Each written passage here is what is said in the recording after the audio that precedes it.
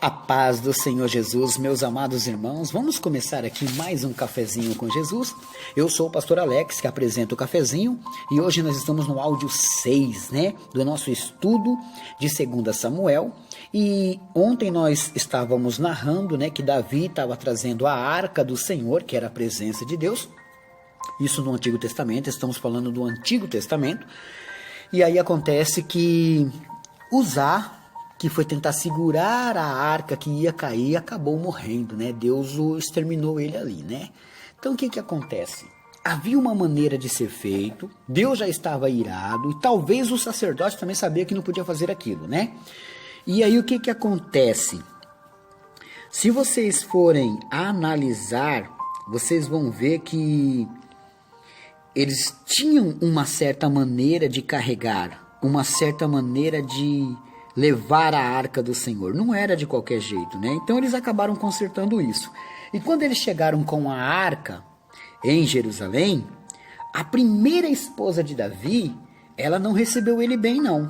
Mas vocês vão ver o que vai acontecer com ela, Nós paramos no verso 19, que diz assim, E partiu a todo o povo, e toda a multidão de Israel, desde os homens até as mulheres, e cada um um bolo de pão, e um pedaço de carne e um frasco de vinho. Então foi-se todo o povo, cada um para a sua casa, É como se Davi tivesse dado uma ceia para cada um, em comemoração pela chegada da arca, Verso 20. E voltando Davi para abençoar a sua casa, Mical, a filha de Saul, saiu a encontrar-se com Davi e disse: Quão honrado foi o rei de Israel, descobrindo-se hoje aos olhos das servas de seus servos, como sem pejo se descobre qualquer dos vadios. Olha, ela estava meio que chamando o rei de Israel como um vadio, um sem vergonha. Verso 21.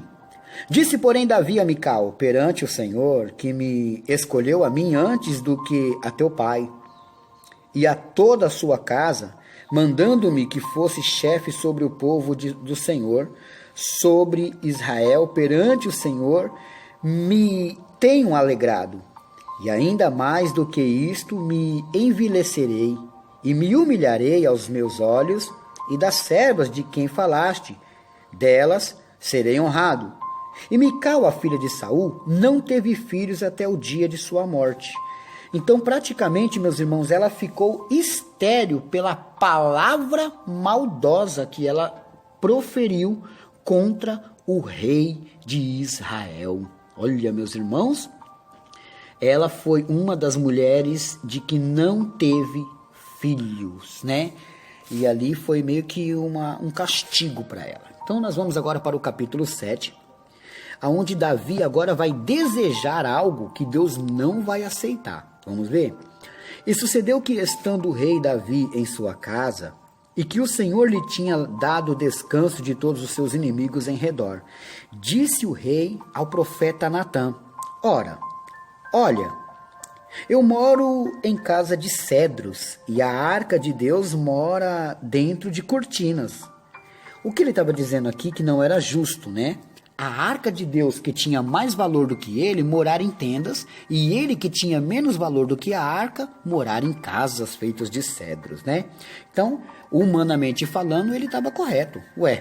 Como é que pode dar menos valor para Deus assim? Verso 3 do capítulo 7.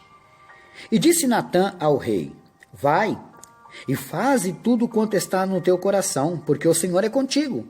Porém, sucedeu naquela mesma noite que a palavra do Senhor veio a Natã, dizendo: Vai, e dize a meu servo Davi, assim diz o Senhor: edificar-me-ias tu casa para a minha habitação?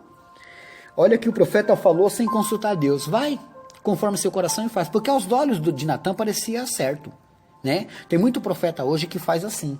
E às vezes Deus não está nesse negócio. Salomão mesmo disse em Provérbios: há caminhos que ao homem parecem certos, mas o seu fim o leva à morte. Então, parecia certo. Para Deus, não. Aí Deus faz uma pergunta para Natã no mesmo dia: ele, por acaso, deve fazer casa para mim? Porque em casa nenhuma habitei, desde o dia em que fiz subir os filhos de Israel do Egito, até o dia de hoje, mas andei em tenda e em tabernáculo, e em todo lugar que andei com todos os filhos de Israel, falei porventura alguma palavra com qualquer das tribos de Israel, a quem mandei apacentar ao meu povo de Israel, dizendo: por que não me edificarias uma casa de cedros? Olha o que Deus está falando para Natã falar para Davi. Natã, desde quando eu trouxe o povo do Egito, eu vivia em tendas e tabernáculos. E por acaso algum dia eu falei para eles construírem casa para mim? É como se fosse isso, ele falando para Natã falar para Davi. Agora, pois, assim dirás ao meu servo a Davi: assim diz o Senhor dos Exércitos: eu te tomei da malhada, de trás das ovelhas, para que fosse chefe sobre meu povo, sobre Israel. E fui contigo, por onde quer que foste, e destruí os teus inimigos diante de ti, e fiz para ti um grande nome, como o nome dos grandes que há na terra. E preparei lugar para o meu povo, para Israel, e plantarei, para que habite no seu lugar. E não mais seja movido, e nunca mais os filhos da perversidade o aflijam, como dantes. E desde o dia em que mandei que houvesse juízes sobre meu povo Israel, a ti, porém, te dei descanso de todos os teus inimigos. Também o Senhor te faz saber que o Senhor te fará casa. Quando teus dias forem completos, e vieres a dormir com teus pais, então farei levantar depois de ti a tua semente, que sair das tuas entranhas, e estabelecerei o seu reino. Ele está dizendo, olha, um dia vai vir alguém de você que vai fazer uma casa para mim. Ele só não deu o nome e não falou quem era, que seria Salomão no futuro. Então você não, mas vai ser alguém que vai levantar casa para mim. E eu vou estabelecer o reino dessa pessoa, que vai vir de você. Aí ele diz mais no verso 13. Este, que é o filho dele que vai levantar esse reino, diz assim, ó: este edificará uma casa ao meu nome, e confirmarei o trono do seu reino para sempre. Eu lhe serei por pai, e ele me será por filho. E se vier a transgredir, castigá-lo-ei com vara de homens, e com açoites de filhos de homens. Mas a minha benignidade se não apartará dele, como o atirei de Saul, a quem tirei de diante de ti. Meus irmãos, aqui cabe um ensinamento. Algumas pessoas acreditam que esses textos que eu estou lendo do capítulo 7 confirma que Salomão foi salvo. Por quê? Porque quem edificou casa para Deus foi Salomão. Só que ele está dizendo assim que mesmo que essa pessoa transgredir, verso 14, mesmo que essa pessoa transgredir contra Deus, essa pessoa não vai ser castigada com castigo espiritual, mas vai ser castigada com castigo de homens, tá? Essa pessoa vai perecer com castigo de homens, mas essa pessoa receberá a bondade de Deus, né? Então, muitos acreditam, como Salomão escreveu, Provérbios, Eclesiastes e Cantares, né? Ele praticamente ele teve um tempo de sabedoria, né? Quando ele estava em Provérbios, né? Depois ele teve um tempo de Eclesiastes, quando ele faz o seu livro, depois Cantares. Então pode ser os 3 tempos da vida de Salomão: o tempo de sabedoria, o tempo de arrependimento e o tempo de voltar. Mas isso não é para hoje. Vamos lá? Verso 16. Porém, a tua casa e o teu reino serão confirmados para sempre diante de ti. Teu trono será firmado para sempre. Tá vendo, meus irmãos? Como é que Deus vai se enganar lá na frente? Como é que Salomão vai perder a salvação? Tá entendendo? Eu não estou afirmando nada, mas compara comigo. Ele está falando que vai vir uma pessoa da família de Davi, que mesmo que essa pessoa peque, mesmo que essa pessoa erre, ela vai receber castigo de homem, tá? O castigo que vai vir sobre ela é castigo de homem, não castigo eterno, tipo espiritual, tá bom? Então, o que ele tiver que pagar para Deus, ele ia pagar em vida aqui, entendeu? Só que acontece aqui que ele está dizendo que o reinado dele vai ser para sempre. Olha só. Verso 17. Conforme todas essas palavras e conforme toda esta visão, assim falou Natã a Davi. Então entrou o rei Davi e ficou perante o Senhor e disse: quem sou eu, Senhor Jeová? E qual é a minha casa que me trouxeste até aqui? E ainda foi isto pouco aos teus olhos, Senhor Jeová? Senão que também falaste da casa de teu servo para tempos distantes?